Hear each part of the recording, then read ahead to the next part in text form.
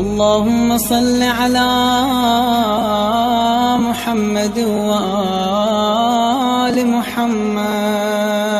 اعوذ باللہ من الشیطان الرجیم. بسم اللہ الرحمن الرحیم. غسل کرتے وقت ایک بات پیش نظر رکھنا بہت ضروری ہے. کئی ایسے افراد ہیں کہ جن کا غسل باطل ہو جاتا ہے ایک بات پیش نظر نہ رکھنے کی وجہ سے. عام طور پر غسل کرنے کے لیے چاہے وہ واجب غسل ہو یا مستحب غسل ہو، جسم کے 3 حصے کیے جاتے ہیں. ایک سر و گردن کا حصہ ہوتا ہے، وہ مکمل طور پر دھل جائے. پھر دایاں حصہ دھویا جاتا ہے، سامنے والا اور پیچھے والا حصہ. جب دایاں حصہ مکمل ہو جائے تو بایاں حصہ دھویا جاتا ہے، سامنے والا اور پیچھے والا.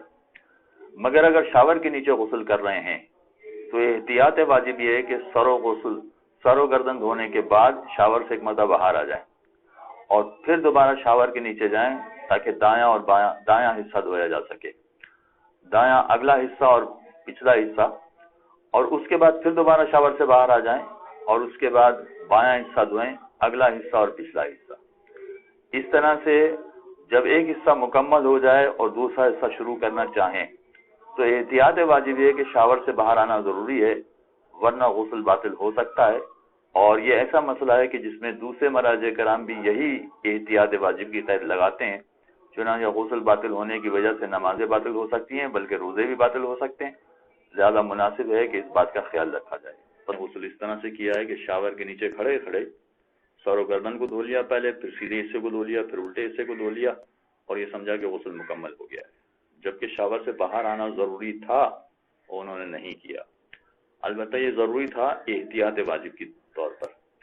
اب آیت اللہ اسحاق فیاض کا یہ فتویٰ ہمارے سامنے آیا ہے، جو نجف اشرف کے 4 بزرگ مراجع میں سے ایک ہیں، جنہوں نے یہ ارشاد فرمایا کہ شاور کے نیچے غسل کرتے وقت شاور سے باہر آنا ضروری نہیں ہے.